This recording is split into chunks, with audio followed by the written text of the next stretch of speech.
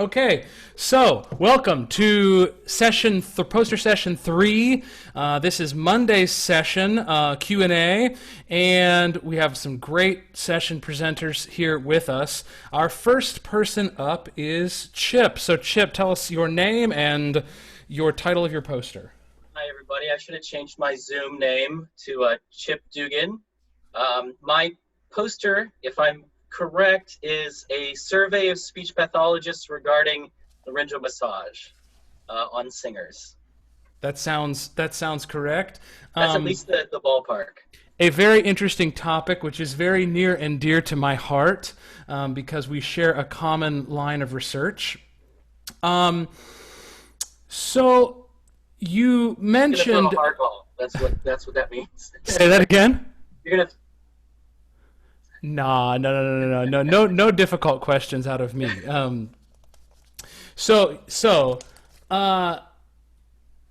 You mentioned your dissertation at the end. Is it already out on ProQuest? Yes, it's on ProQuest, and I could even throw up a link to the scholarly repository at the University of Miami. Okay, perfect. So what sort of inspired you to look at laryngeal massage? So I'm really interested in singing voice rehabilitation. My wife is actually a speech pathologist, and probably about a decade ago, I wasn't sure if I was going to jerk the wheel, but singing proved to continue to be successful. So that's something that continues to be near and dear to me. And this idea of the intersection or the intersectionality of what I like to begin to refer to as our nearest peer. I think that as singing teachers, our nearest peer is the speech pathologist. And it goes in different directions. I think that there's kind of a circle or a gamut that, the other direction might be the stage director or the choreographer or the acting coach. So there's a lot of near peers and some like this idea, like we have a lot of contacts as singers. So if we're going in the vein of health, if we're going in the vein of the actual performance craft, if we're going in the vein of movement, things like that. So I want to continue to explore those kind of things through my career and through research. Great. So where do you want to go next with this particular I would like to continue a larger study. I had to prove to my committee that they wouldn't accept that laryngeal massage itself was just safe and go ahead to start with some human subjects research. But if I can find an avenue to study with laryngeal massage on singers, probably keeping a log over the course of a month, having them instructed by a speech pathologist how to do it, and then keeping some really detailed notes, because we want to get both subjective and objective measures, ideally. So Absolutely. there is that placebo effect. Like, did you enjoy this? Did you feel like this helped you? Did you use it as a warm-up? Did you use it, pre-singing, post-singing? What worked for you? There's a lot to tease out with just the technique itself. Indeed. Well, all I'll say is you and I will remain in touch, and we'll do something together in the coming years on this topic. So anyway, all right, very good. Thank you, Chip. All right. Let's move on to Peg and Lori. Go ahead, introduce yourselves and remind us of your poster title. Unmute yourselves first. Right. Well, I'm Peg Kennedy Dygus, and our poster title was something like The Effect of Tongue Training on Second Formant Tuning in Young Adult Female Singers. I think I got it pretty close. And my colleague, Dr. Lori Lashbrook, was deeply involved in the research. We really have done this project together. And I am Lori Lashbrook. Welcome, both of you. Thank you for both of you being here. So, tell us a little bit more. Do you still have some data? I know you mentioned to me. Do you still have some data that you're going to try to collect moving forward in the future? In that kind of thing. Did COVID get in your way a little bit, perhaps? Yes, it definitely did. So we're kind of in the process of trying to decide whether we will prepare an article for publication just based on the preliminary results of what we've gathered, even though we didn't gather as many recordings as we really wanted to make it a more statistically significant project. But I think what we saw was definitely supportive of what we were interested in finding out. So the problem with COVID-19 is that the kinds of things that we're doing for this research project are all the very worst things to be doing.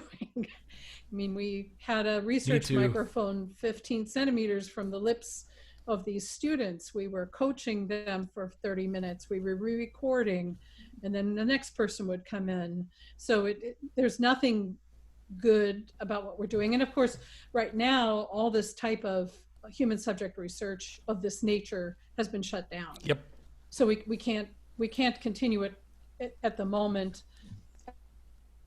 That we may want to just take what we learned and say this is preliminary. These are the questions now that we have, and then start anew once it's safe to do so. Yeah. Yes. Just another quick follow-up also. I mean, you mentioned the tongue specifically, obviously, with regards to this second format, second vocal tract resonance, whatever.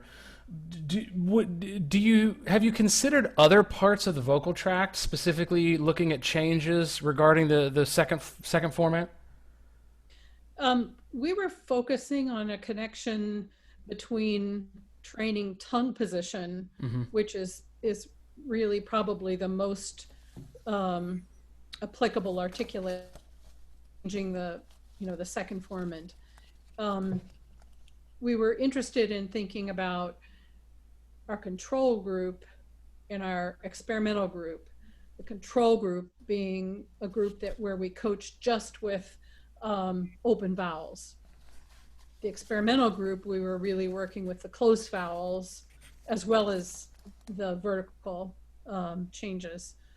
So we were interested really because of the nature of our conversation. We wanted to know what difference the teaching methodologies would make and whether expert judges would hear the differences. So our interest was in connecting not just an understanding of how the second formant might be altered by this work, but does it make a difference? Yeah, Lori, do you want to comment on? The female singer, we've done there's been a lot of research in the male singer, but for the female, there hasn't been that research, and so or a lot. And so that we really dealt with that movement of the tongue, and not just dealing with the open vowels and the jaw, release of the jaw, but really having the singer be aware of the movement of the tongue. Okay, great. Well, thank you for your work. All right. Thank you, ladies, both of you. All right, let's move on to Carol. Carol Mickelson, remind us who you are, what your poster title was. I'm Carol Mickelson, and I'm coordinator of the Nats Art Song Composition Award. And the title of my poster paper is quite long. It's a recital of songs from the first place winning works of the Art Song Composition Award years 2008 to 2018, appropriate to college-age students. The songs are appropriate for college-age students. Excellent. So I know you have sort of a list of publishers that you mentioned that you could share with the Nats community if they email you. Could you just state your email address just off the top? Surely. It's cmikkels.edu. And my name and email address are on the Nats website under the Composition Award section. Okay, perfect. I sort of a question that I had, regarding the publishers, and I'm glad you brought it up. Has Nats considered making some sort of anthology of these songs that they might be able to. I know obviously some of them are probably published with this publisher, that publisher, whatever. Has there been any talk about making a compendium edition of these? Well, off and on through the years, I've been doing this for about 20 years, and every now and then that topic comes up, and I think it was even tried maybe around 20 years ago, and then it was decided it was not worth it for Nats to do that. And I really don't think the composers, I mean, I think they all have their own publishing, most of them have, or, with all the self-publishing, they just do it. But I mean, it would be great as far as, so students actually could buy an anthology of things that would be appropriate for them. But I don't believe it's worthwhile for Nats to try to do that.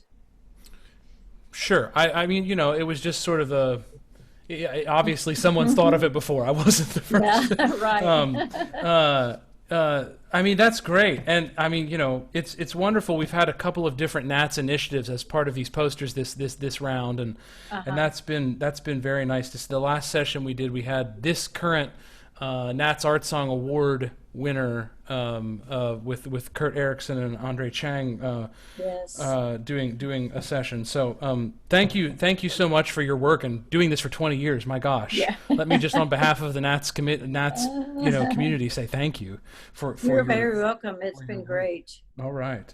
Okay, thank you, Carol. All right, Sherry, we are on to you. Hello. Remind us of your name and your title of your poster. Yes, Sherry Montgomery, and the title of my poster is IPA Braille for Lyric Diction. There's a little bit longer title, which I could include. It's a mutually accessible phonetic system for teachers and students. Now that's a title. What a project. What was the first inspiration that you had to do this? Did you actually have a blind student in your studio, or someone who needed the accessibility of this? Tell us about that. It was accessibility related. A student at Vanderbilt signed up for my lyric diction course, and he was unable to participate in the classroom due to a lack of resources. So there are no lyric diction resources with IPA Braille until now. And so we worked together. I created a phonetic system that we both could communicate in, and that was the start of it. And if he were to sign up for lyric diction now, he could participate in the classroom. I mean, just when I was watching your video, I just thought, what a fantastic contribution. How, out of curiosity, because I know how long some of these projects take, how long did this take you? Well, it's really coordinated with other things that I was currently already working on. Okay. So when you already build resources, you come to this point of, why wouldn't I do this? Why wouldn't I convert everything over to this system? It's right there under my fingertips, and it really felt like the right thing to do. So the many resources that I had worked on over the past 18 years were just things that I had and I could easily convert over. And as well, it's actually helped me build new resources. When I created a new phonetic system for the blind, I realized that it gave me a new search function.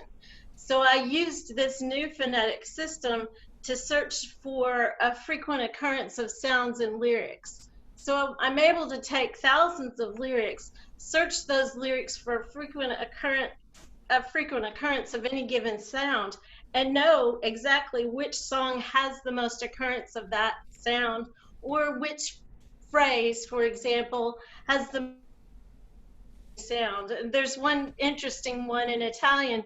In Italian, the phrase with the most frequent occurrence of E is I Vilici Dili, which was setting by Donati of a poem in Italian. So we can know these things now, and it is because of the new phonetic system.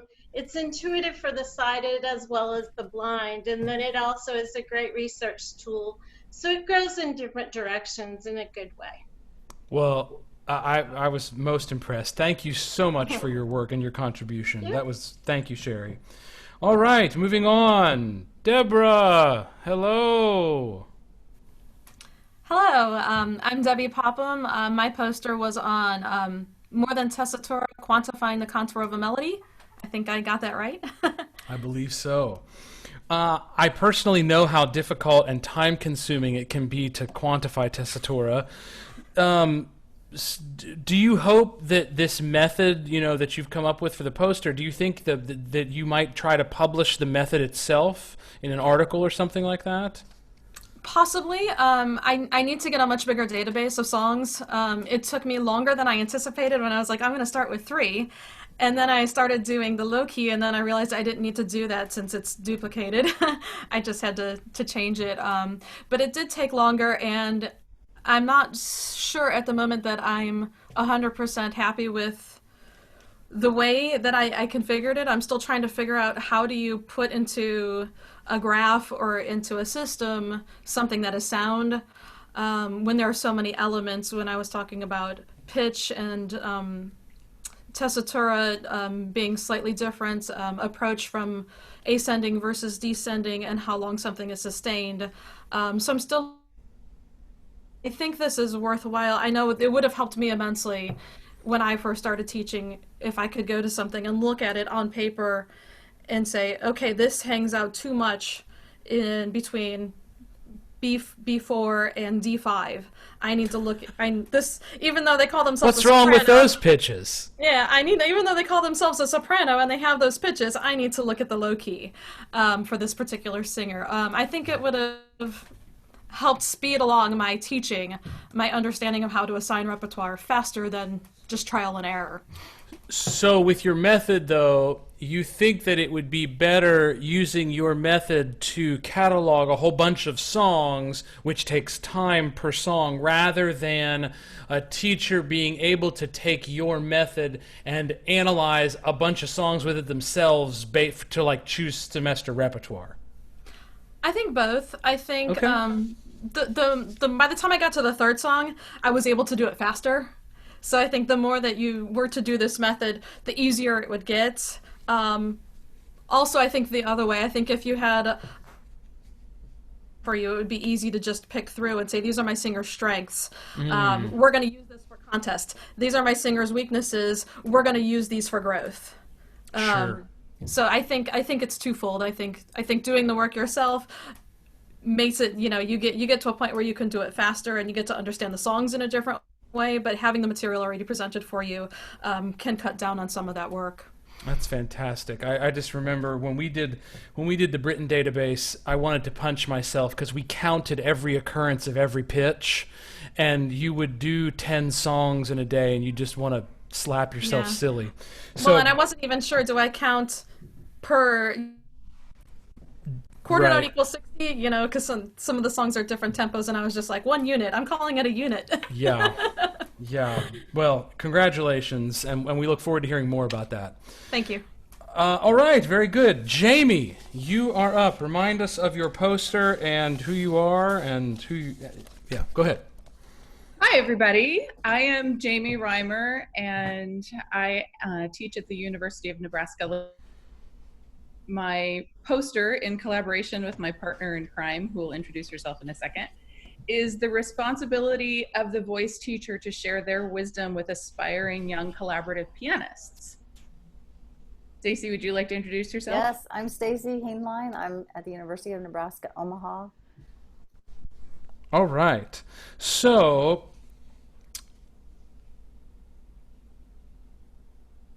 when a voice teacher is maybe assisting in the process of training a collaborative pianist, collaborative artist, how do we best do that and not run the risk of potentially, I don't know, stepping on the toes perhaps, or of another faculty member, or staying in our lane? I'm thinking, I guess, specifically of the student's piano teacher. To talk a little bit about that. So you hit on one of the topics that actually came up in our pilot study with voice teachers. There was a lot of concern about staying in our lane. I think that there are things that voice teachers can teach that are outside the realm of piano technique, particularly how to deal with breath, how to deal with stress, interpretive issues dealing with text and language that perhaps the piano in the piano lesson itself. Sure. Stacey, do you have any comment about that perspective? Yeah, real quick, I think verbiage is really important. In piano instruction, we hear a certain type of communication about what we're doing, which is specific to piano literature, but you can't play the piano unless you can sing. So if you're not listening to interpretation or expression or verbiage that shows breath and line and phrasing, even just listening to voice teachers talk about it can really students to think about what that means pianistically and how it works as an ensemble. Awesome. And I mean, let's say, I remember actually, I felt one of my greatest challenges when I started teaching at my first tenure track gig, and I first had accompanists in my studio, not just like playing for my own students. I remember this being a challenge of like, I have all these different accompanists at all different levels. What would you say to sort of young voice teacher who's really just first working with some collaborative artists? What maybe might sort of be one little piece of advice you might give them as they're starting out? Well, as the voice teacher half of this pianist team, I think there is an on the part of the singer to make sure that they are communicating the translation and the dramatic intent of the repertoire to the pianist. I think it's a mistake to make the assumption that the pianist, that researcher, even knows how to do that research. So that is the first thing that I insist from my students. Absolutely. And I mean, what about you? You have anything with that, Stacey? Having been a young pianist in voice studios, the defining part of my life was learning from those voice teachers. And I think when I was really young and knew nothing, it was the fact that they treated me with equality. As if it was an equal ensemble between the singer and pianist, which made me more engaged, which didn't take away from they had to tell me specific things necessarily initially, until we built up that rapport, but equality for sure. Awesome. Yeah, that's a great word. Absolutely. Awesome. Thank you both so much for your contribution. This was excellent. All right, James and Gwendolyn, go ahead. Hello, I am James, and I'll let Gwen introduce herself, obviously. I'm Gwendolyn Alfred. I teach at Texas Southern University in Houston, Texas. And remind us the title of your poster. The Arts Composes in the Applied Studio. Mm-hmm. Absolutely valuable resource. So one question that we had written in, do we have to wait until it's published in the journal to see a copy of the compiled research, or can you share it possibly if someone wants to contact either of you? They can contact us, but we would prefer that it would be released when the journal publishes it. Okay. Yeah. Okay. I know, obviously, I think a lot of our organizations are making a push to program more music. Sorry, I have a fly flying around my face. Forgive me, everybody. Sort of, to publish more music of composers, of diverse backgrounds this season, particularly, and so maybe you might get contacted. Either of you might get contacted. Do you think you might publish the collection as an anthology, or look to edit the collection as its own anthology? Gwen, feel free to chime in. I don't think we really have discussed that. I think it kind of goes back into the similar issue that was asked about the song competition, is that people have ties with certain publishers. And so I don't know, but I don't think we've discussed that, Gwen, right? We haven't really got that far just yet. I think we had a very small conversation about that, but we haven't really got deep into conversation about it.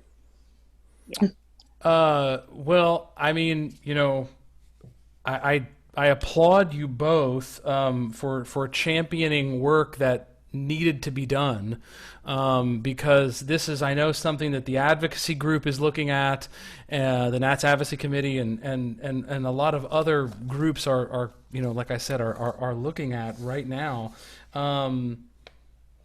Just out of curiosity, any particular favorites? Like, you might just tease one or two favorites someone might go and look at out of the list. Well, my favorite in the whole thing that we talked about is anything by Florence Price. Okay. I think that her music is really fantastic, and obviously was really like a visionary and a pioneer for Black female composers. So there's a wonderful anthology that's published by Glenn Dower that has her songs. And Gwen, I don't know what your favorite is, or how do I choose? But one of my favorite pieces to perform is "Love Let the Wind Cry" by Undine Smith Moore. It's like a mini aria, really. It's in our more advanced level of repertoire. We don't speak of it in the presentation. We do mention it. So it's something that's we typically assign to upper level undergraduates, or even grad students can perform it. But I like to say it's a crowd pleaser. Fantastic. Yeah. Fantastic. And I love anytime we're sort of classifying repertoire by level, letting the community, have an easier time choosing repertoire. So I applaud you both for your work. Thank you so much, both of you. Thank you. Thank you. All right, Rebecca, we are on to you. Remind us who you are and what your title of your paper was. All right, so hi everybody. I'm Rebecca Smeltzer-Staley. I'm also in the Long Poster Title Club. It doesn't have to be the fat lady singing, but it can be what we know about body weight and the voice. All right. So, this was obviously essentially a lit review, right? Yes. So since you've completed this lit review, do you plan to maybe, go on with this sort of line of, with a line of inquiry, maybe do some kind of, empirical testing with some human subjects or anything? Or did you just kind of want to find out the information that was out there and leave it at that? Oh, I absolutely would like to continue this work. Right now, figuring out how best to do that as a private teacher with no university ties is challenging. The next planned step is probably to do actually a survey, because one of the things I found the least and kind of the most conjecture was relating to like nutrition and performance and post-performance eating habits. And since I published my has been some more information that has come out in kind of that Obesity and Voice book. But when I was working on it, pretty much the only article I found was from the mid-90s with a lot of very dated information. And so I'd really like to see from, currently performing singers, people who are in the field now, like, do you have routines? How has kind of the climate of the, HD broadcast world affected you? Has it affected you? And kind of what people actually do, because a lot of my problems initially kind of came up with there's a lot of opinions and not a lot of people were bringing science or research into the discussion, and I felt like somebody needed to do it. So brava. I can't imagine that we in the voice community would have an opinion about something without any science to back it up. I'm kidding. It was a joke, everybody. No, congratulations, Rebecca. Thank you for your work. It's really, really, really tremendous. And I think that's it. So I hit everybody. Yes. Who's here? Yes. Thank you all so much. You all are rock stars. This has been great. I hope you've got a lot out of this. And I hope you get lots of interaction with people, and just, be around virtually and introduce yourself to everyone at the conference. It's lovely to meet all of you face to face, and see all of your bright, shining faces in person as close to person as we do anything anymore. So anyway, thank you all for your work. You all have a lovely evening.